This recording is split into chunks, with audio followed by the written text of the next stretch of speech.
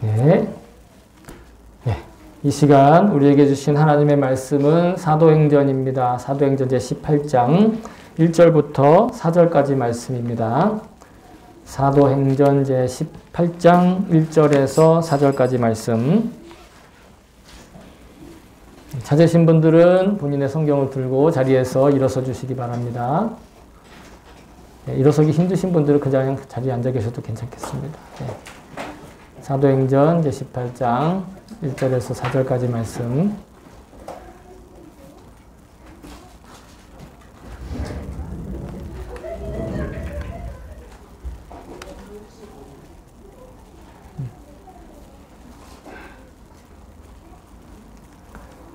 신약 성경 252페이지 정도에 있거든요. 네.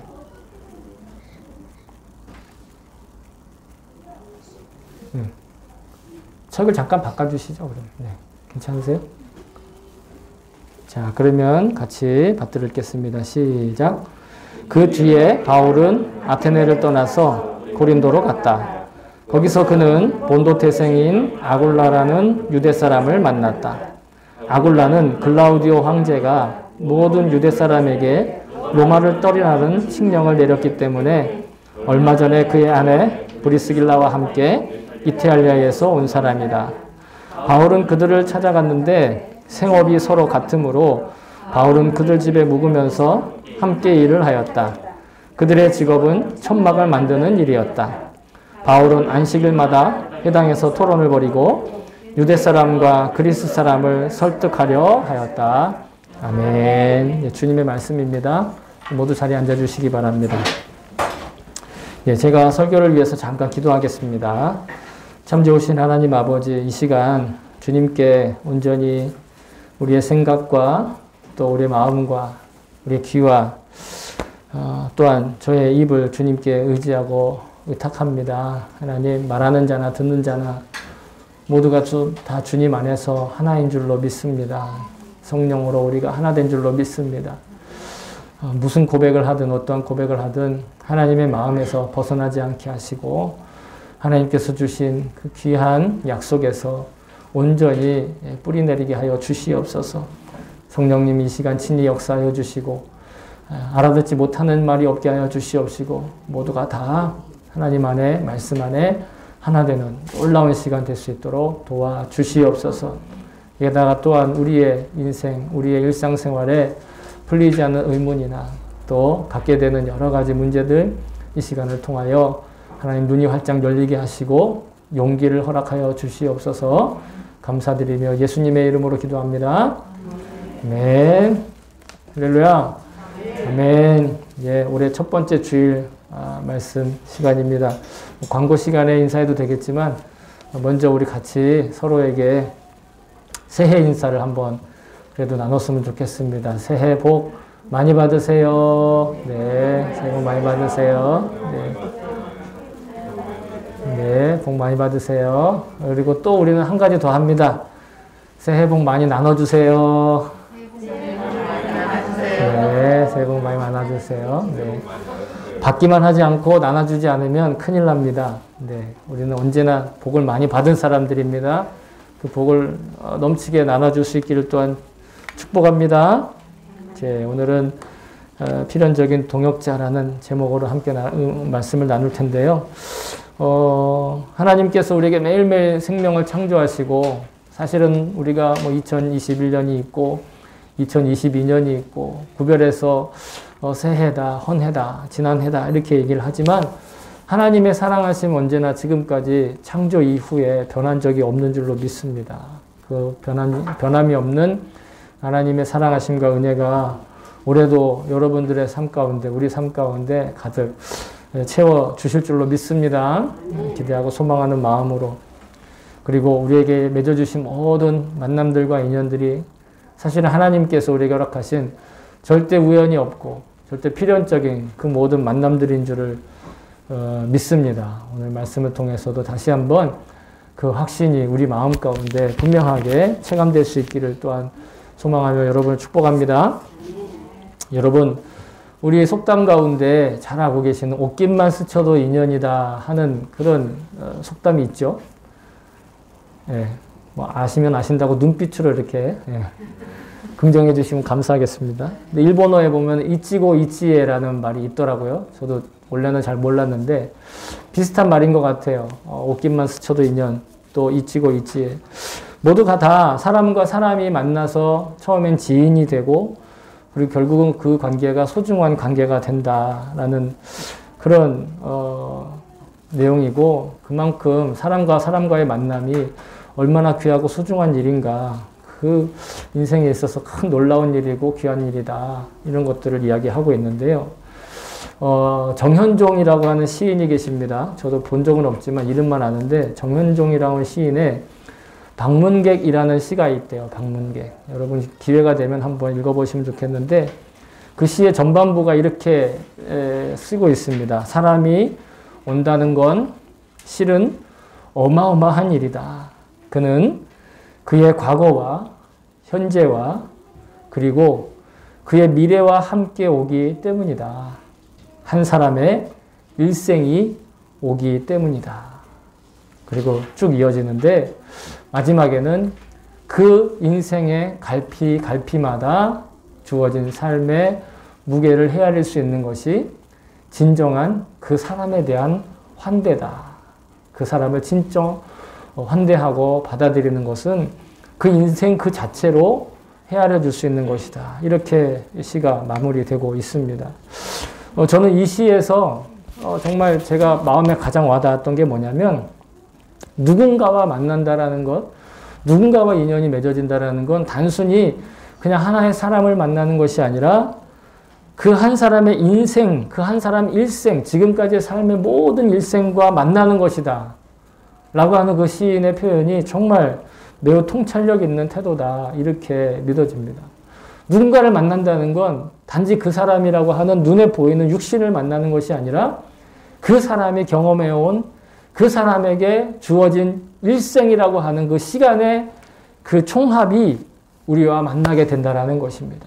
그러니까 이 사람은 어떻네, 저 사람은 어떻네, 그 사람은 왜 이러네, 저 사람은 좋네, 나쁘네의 구분은 사실은 명확하게 따지면 없다라는 것이죠. 그 인생 자체가 우리와 만나게 되고, 또 그 만남, 그 인생을 헤아리는 것, 그것이 우리에게 환대하는 것이라는 겁니다.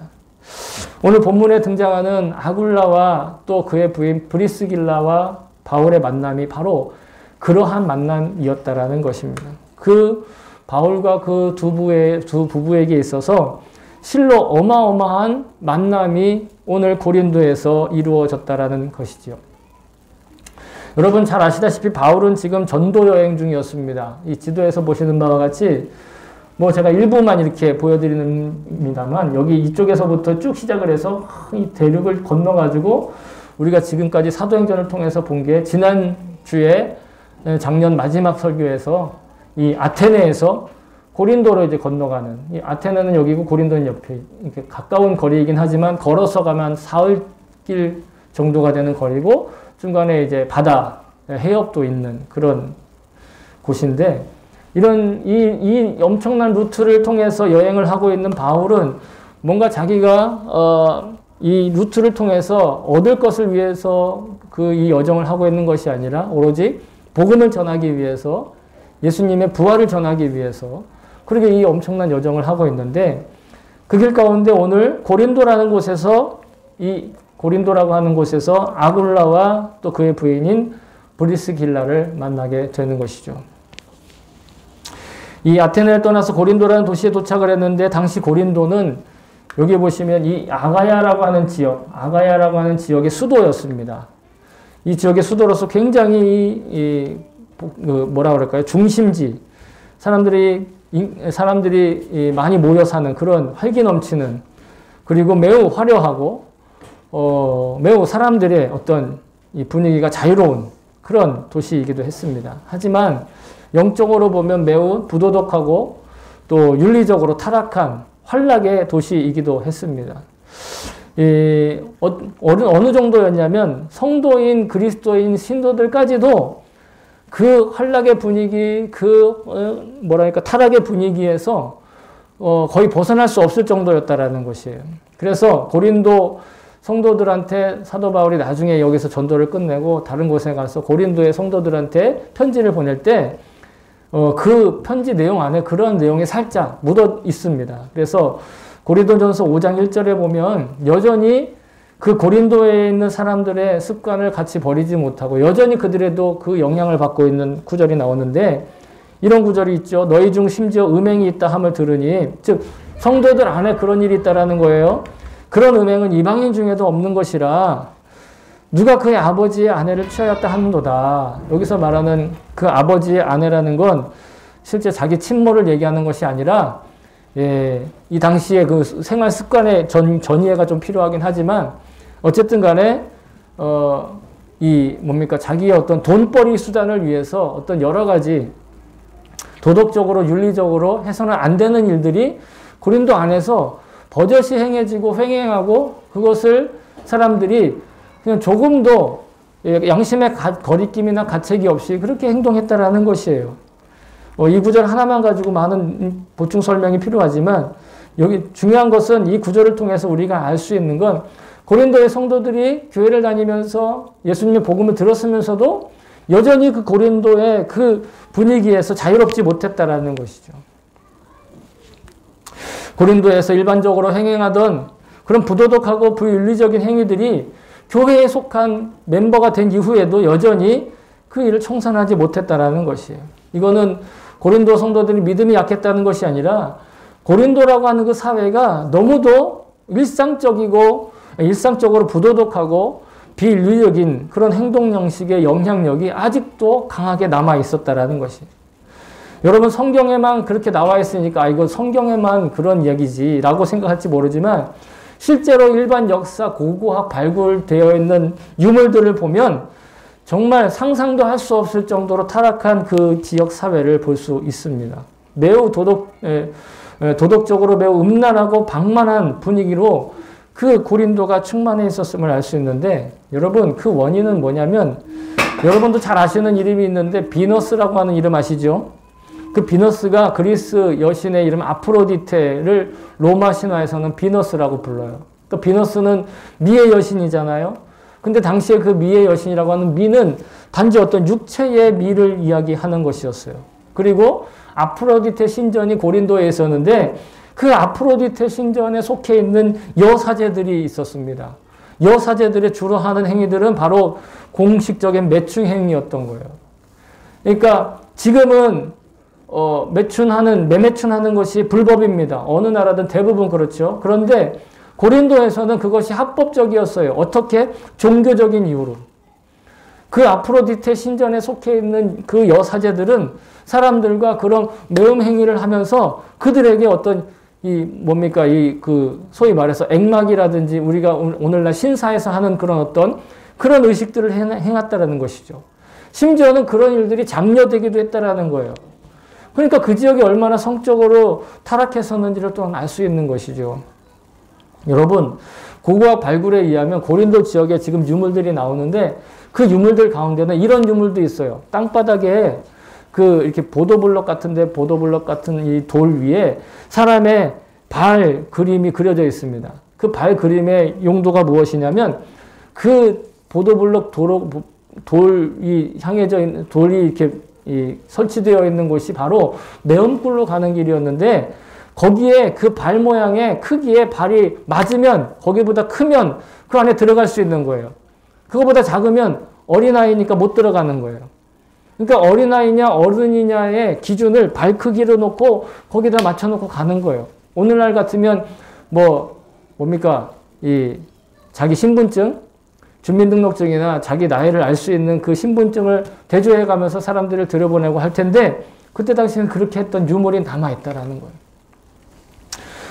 입으로 차마 다 설명할 수 없을 정도로 타락하고 활락한 그런 도시 고린도였다라는 거예요. 그래서 그 그리스어 중에 고린도라는 이름이 들어간 이름 중에 대부분 이름이 정말 그렇게 좋지 않은 이미지를 씌우는 데 쓰여졌다라는 것이죠. 이렇게 타락한 도시에 여러분 바울이 복음을 전하기 위해 도착을 했습니다. 그런데 자기의 의지가 아닌 어떻게 보면 정확하게 말하자면 하나님께서 바울을 고린도로 인도하신 것이죠. 얼마나 복음 전하는 것이 힘들고 어려웠겠습니까? 그런데 그때 하나님께서는 이 바울과 동역할 수 있는 동역자를 함께 또한 보내주셨다라는 거예요. 그들의 이름이 오늘 본문에 등장하는 브리스길라와 아굴라였어요. 아굴라와 브리스길라 부부였죠. 그들은 사실 원래부터 예수님을 믿는 사람들이 아니었어요. 어떻게 해서 그들이 고린도까지 오게 되었는가? 사실은 그들이 고린도에 사는 사람들이 아니라 지도를 다시 한번 제가 거꾸로 가서 보여드리면 이들의 원래 출신지는 오늘 성경에도 나오는데 본도라고 하는 지역에 폰토스라고 하는데 본도라고 하는 지역에서 이쪽 지금 그림 바깥에 있는 이탈리아 로마로 가서 살고 있었습니다. 그러다가 이탈리아 로마에서 유대인들이 로마 정부에 별로 안 좋은 그런 일을 일으켰어요. 자세한 것은 제가 시간상 설명드릴 수가 없는데 그래서 오늘 본문에 나오는 대로 글라우디우스라고 하는 황제가 실제로 역사 가운데 로마에 있는 유대인들은 다 지방으로 떠나라 칙령을 발표를 합니다. 그래서 그 로마에서 살던 아굴라와 브리스길라가 자기 조향으로 돌아가야 되는데 고린도에 정착을 한 거예요. 이 고린도에 정착을 하게 된 이유도 또한 마찬가지로 고린도 사회의 그 향락과 그 타락과 아주 밀접한 관계가 있어요. 이들의 직업이 뭐라고 그랬냐면 이들의 직업은 천막을 짓는 일이라고 했다는 것입니다. 천막을 짓는 일인데 천막을 짓는 것과 고린도의 타락과 환락이 무슨 상관이 있을까? 여러분 고린도가 아프로디테의 신전도 있었지만 고린도에서 2년에 한 번씩 큰 체육대회가 열렸어요. 이스트미아라고 하는 체육대회가 열렸는데 당시에 이 지역에서 체육대회는 무엇을 겨루는 것이었냐면 오늘날에는 그냥 자기의 어떤 이 인간의 어떤 체력적인 힘이나 어떤 인간 승리 이런 것들을 막 얘기하잖아요. 당시에는요. 체육대회가 열린다는 건 뭐냐면 남성들의 건강한 육체 그 남성들이 그래서 그때 당시에 고대 유물들의 어떤 그림들을 보면 다 나체로 나와요. 그 나체를 하고 그 체육장에서 뛰면서 그 다음에 운동을 하면서 자기의 힘을 과시하는 거예요. 그래서 거기서 실제로 오늘날은 만약 레슬링 경기를 한다, 유도 경기를 한다, 지면 울고 그냥 한번 허우가고 그냥 끝나잖아요. 당시에는 사람이 죽을 때까지 경기하는 경기도 있었다라는 거예요. 만약에 권투를 하면. 오늘날은 권투나 격투기를 하면 어때요? 보호장구를 쓰고 심판이 들어가서 죽기 직전에 어떻게 합니까? 말리잖아요. 당시에는 그러지 않았다라는 거예요.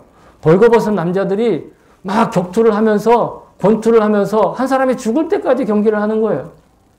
그런데 사람들이 그러한 경기를 2년에 한 번씩 여기서 개최하고 그리고 오늘날 근대 올림픽의 근대 올림픽의 시원이 되고 있는 고대 올림픽이 이 고린도 근처에 있는 올림피아라고 하는 도시에서 4년에 한 번씩 열려요.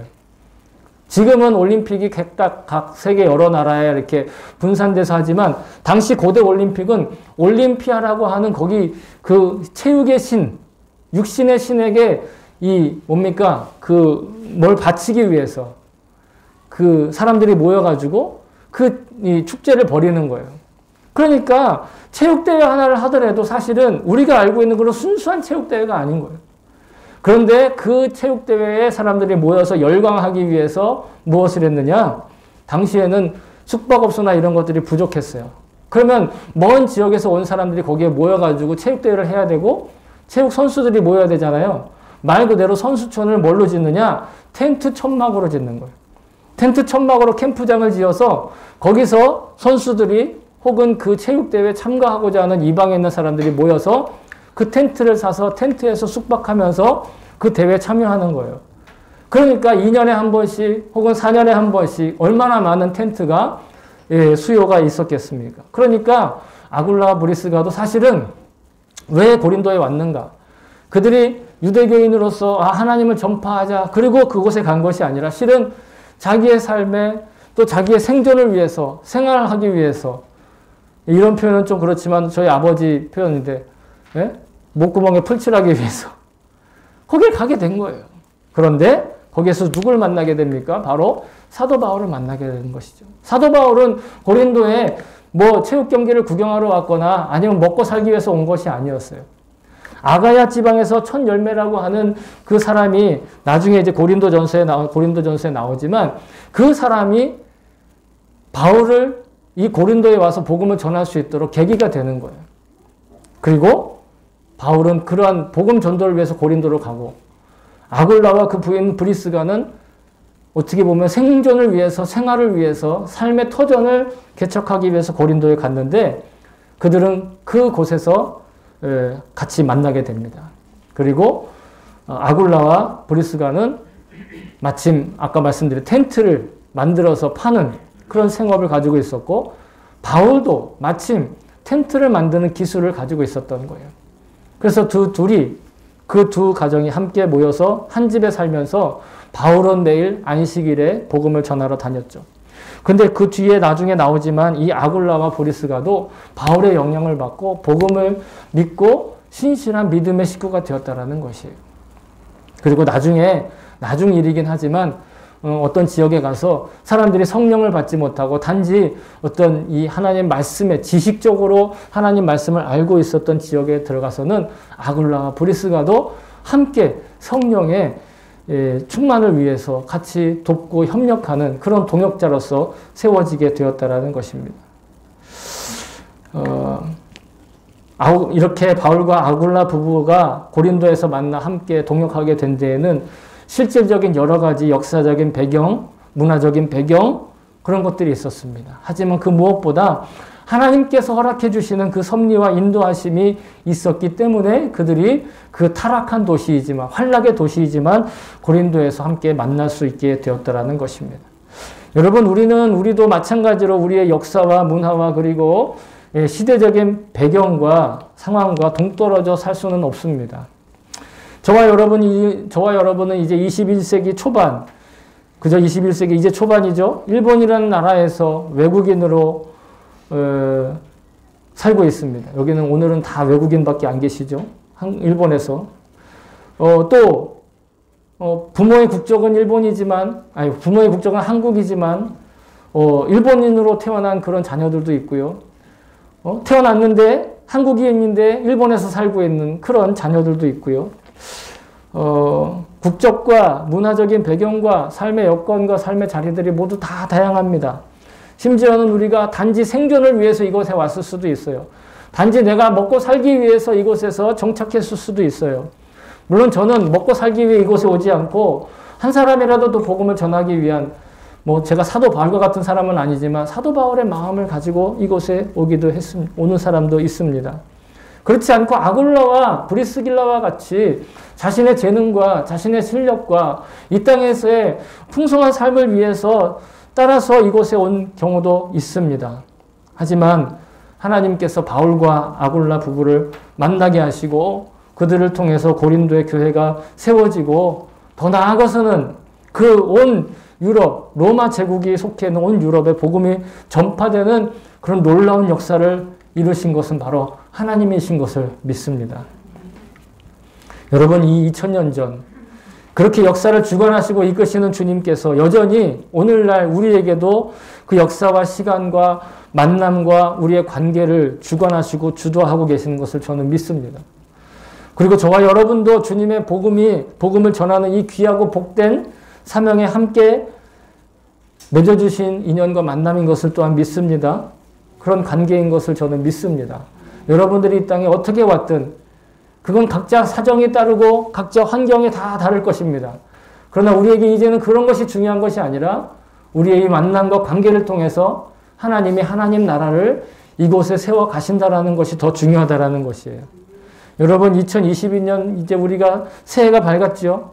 근데 여러분 솔직히 따지고 보면 지난 2021년 12월 31일 날 뜨고 졌던 태양과 오늘 아침에 뜬 태양이 달라요? 같아요? 같아요. 별거 다른 건 없어요. 또 그냥 아침에 해 뜨고 저녁에 해가 지고 다만 그때 떴던 해 일출의 시간과 오늘의 일출 시간에 약간 미묘한 차이가 있을 뿐이죠. 태양은 뜨고 지기를 반복하고 있습니다. 그렇지만 이제 우리가 헤아리는 날짜를 2021년으로 시작하지 않고 2022년이라는 숫자를 부여하고 헤아리고 있습니다. 그렇게 서로 약속하고 날짜를 헤아리고 있는데요. 2022년으로 구별된 이 365개의 날들을 헤아리면서 우리는 절망이나 낙심보다 소망과 활력을 통해 삶을 채우기를 여러분 축복합니다. 그래서 새해에 진정한 삶의 의미를 채우고자 한다면 지금 내게 맺어주신 그 모든 관계, 그 만남, 그 인연들을 통해서 하나님의 복음에 합당한 존재로 회복되기를 우리가 기도해야 될 줄로 믿습니다. 세속적인 가치로 자신을 평가하지 말고 재단하지 말고 먼저 지금 내게 주신 삶이 하나님께서 너무도 소중하게 여기고 계신 그 보석과 같은 인생인 것을 우리가 기억해야 될 줄로 믿습니다. 오늘 우리는 또한 함께 이 성찬을 나누게 될 텐데 여러분 이 성찬은 부활하신 예수님과 내가 아주 긴밀하게 연결되어 있다고 하는 자신의 신앙 고백입니다.